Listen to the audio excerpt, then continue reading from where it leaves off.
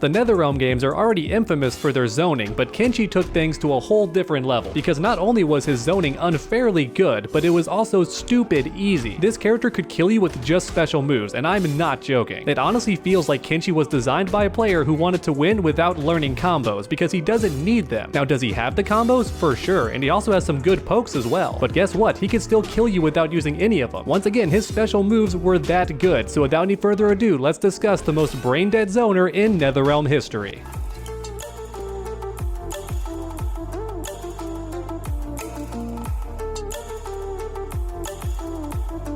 Alright, so first off, it's important to understand that Kenshi wants you at a specific range, and not necessarily full screen. Even though he does have moves that hit full screen, that's still not what he wants. All the Kenshi player wants is for you to be within range of his Spirit Charge, because this move is absolutely busted, just like every other special move that Kenshi has. For starters, this move activates in 8 frames, or in other words, it's twice as fast as the human eye can react. Typically, people can't react to anything under 16 frames. This move is 8. Or in other words, if you're not already blocking when this move activates, you're going to get hit because you just can't see it coming. And I'm not sure if you noticed, but it also knocks the opponent very far away, which means you can just do this. You can just pester them with more zoning because they're so far away. And I bet you're thinking, oh well, I'll just block it. I'll just block the move. Guess what? This move is barely punishable even when done right in the opponent's face. It's only about -9 or something crazy like that. Or in other words, if I do this at point blank range, there are characters that still can't punish me. And then if I'm anywhere further, like around here, what are you gonna punish me with? Which special move do you have that activates in less than 9 frames and can reach me in time? Or put simply, this move is very low risk. There was no reason not to just throw it out as the Kenshi player, because as you can see, it's got pretty good range on it. So as long as you're close enough, I'm gonna do this move all the time. Even at the tournament level, it was not uncommon to see players just do this, because it recovers so quickly. Just do it twice. If the opponent's not gonna jump, then just keep pestering them with it. And in fact, even if the opponent does jump, this move hits higher than you think it would. Let me go ahead and try to do it. Boom, look at that. This move can be a pseudo anti-air. If the opponent's not right in your face, it can totally hit them. It's got a pretty good hitbox on it. So even though jumping was the best way to avoid this move, it could be used as a pseudo anti-air. But guess what? Everything until now was child's play, because when you spend a bar on this move for the EX version, it becomes one of the best moves in the entire game, and I'm not even exaggerating. For starters, the range on this thing pretty much doubles. It can hit you from about half screen, and it starts up just as fast, so yeah, it's unreactable. And guess what? Even if you did block this move up close, not only is it safe, it's plus. In fact, it's +8, which means I can do this, and yes, that's a frame trap. You had to hold that second push. Or in other words, if you ever got close to Kenshi and he had meter, he could just do this move. If it hits you, great, more damage and you're knocked away. But even if you block it, he can do this, and look how far away you are now. This move has almost no risk whatsoever. It's a net positive. It's better on block, it does better damage, better pushback, just plus everything. It's amazing. This attack becomes so good that there's pretty much no reason not to do it if you had meter as the Kenshi player. If it's blocked, whatever, still my turn. If it lands, great, I get some damage and the opponent's full screen away. I was not joking when I said this move is one of the best attacks in the entire game, but hey, at the very least, it doesn't lead to combos. Oh wait, it does. In the corner, this move totally leads to a combo if you spend bar. I've only covered one move, and already you can tell why Kenshi is brain dead. This move by itself is already one of the best attacks in the game, and we're just getting started. Because next up, we have his actual anti-air, Rising Karma. This move is also amazing in its own right. For starters, it hits right above him, so it's great for anti-airs. And I mean a really good anti-air. This move could even hit cross-ups if you just delayed the input a bit. It would switch sides and catch the opponent out of the air. And then on top of that, it's also his go-to combo extender. Doesn't cost you any meter, and Kenshi's combo damage is average. It's not weak. So on top of having crazy zoning potential, Kenshi also has regular damage. He's not weak in that regard. However, thankfully this move does have one weakness. It's not good on block. You do not want to do this move in the opponent's face, but guess what? Just spin bar, and now it's completely safe on block. And as you can see, it also pushes the opponent away, which means I'm doing this move over and over again. Yep, I'm back to the spirit push. And in case you're curious, yes, the EX version also leads to combos. It's a bit more specific, but yeah, it can also extend combos just fine. And for the final nail in the coffin, this move has armor when you spend a bar on it, which means it's pretty much a perfect anti-air. If the opponent jumps and does a kick, you can just hit them with this and you win. So put simply, just like the push, this move is very low risk and a huge reward. There's no reason not to do it if you have the bar. So for a quick recap, Kenshi had this move, which could only be beat beaten by jumping, and then on top of that he has one of the best anti-airs in the game, so yeah, completely fair and honest character. And would you believe me if this move had an overhead variant? Well, it does, and it's called Telekinetic Slash. This move hits the opponent when they're crouching, and that's a big deal because Kenshi has attacks that you can crouch over, so you do want to crouch a lot, but he can just punish you for crouching with this move, and it comes in 3 different flavors: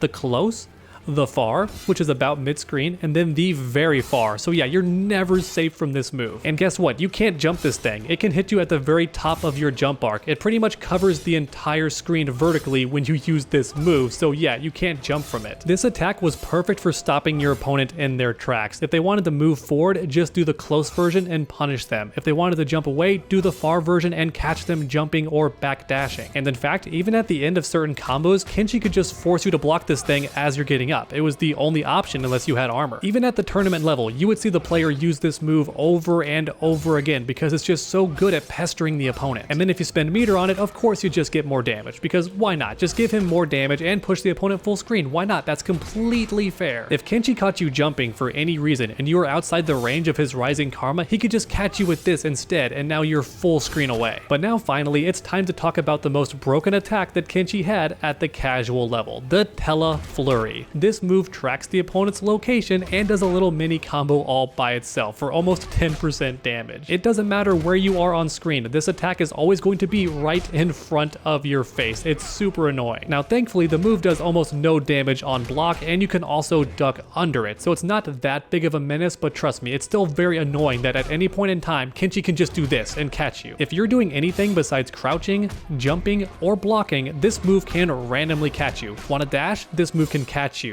Want to do an attack? This move can catch you. You get the idea. This move was a constant threat and super annoying. And guess what? If you spend meter, he gets armor. Yeah, a move that tracks your location and always hits in the front also has armor for some reason and does more damage now, because why not? We're talking about Kenshi here, this character's nonsense. Yeah, at the casual level, this move was super annoying, but guess what? Even at high level, it had a very evil secret. If you did this move as Kenshi and the opponent hit you out of it for any reason, guess what? It's still your turn, because it takes the opponent so long to recover from the hit stun. If you're playing as Reptile and you do Acid Spit and I do this move and we both trade, guess what? I can just do it again, because I'll recover first and you'll still be stuck in hit stun. Or in other words, from far away, this move had almost no risk to it, because it recovers pretty fast if it misses, and then if it trades, it's still my turn. And right now, maybe you're thinking, well, I'll just play keep away against Kenshi. If I can't beat him by getting in and playing rushdown, I'll just play keep away myself. Don't even try it. His reflect is instant. Literally 1 frame. It's crazy fast. Even if your opponent has the worst reaction time in the world, they can still do this move at the very last moment and reflect your projectile. So that's reason number 1 why you just can't outzone Kenshi. He is the master of zoning. You can't beat him at his own game. Here's reason number 2. His X-ray goes full screen and has armor, and no matter where it hits you on screen, he teleports in for the full animation. So yeah, he gets the damage. Now of course, as Kenshi, that's normally a waste of meter because his EX attacks are just so darn good, but hey, if it wins the match, it wins the match. Catch him with the X-ray from full screen. Don't let him zone you. And now it's time for the most tragic part of the video, because even if you do make it past all of Kenshi's zoning and you get right in his face, guess what? He still has the advantage. Just check this out, because things get crazy. Ford 3, the range on this thing is ridiculous. It has an invisible hitbox. Look, I'm not even reaching, but I can still get you. And yes, this leads to a full combo. And you guessed it, this string is 100% safe on block. So no risk and a big reward, because look how slow it is. You have time to see if it's blocked and you just won't do a special move. But then if it does hit, you go, oh, Rising Karma, and get the full combo. You have so much time to react and hit confirm this move, but even if it's blocked, you're completely safe. And you might be thinking, oh, no big deal, I'll just crouch. Guess what?